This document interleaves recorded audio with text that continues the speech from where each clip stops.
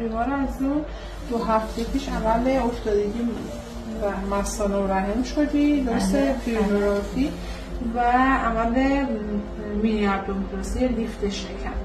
الان بعد از 2 هفته اومدن برای کشیدن بخلاشون انقدر خوب توش خورده دیگه بخلا تو پوست رفته. خوب بود عمله؟ بله خدا رو شکر هستم. راضی بودی؟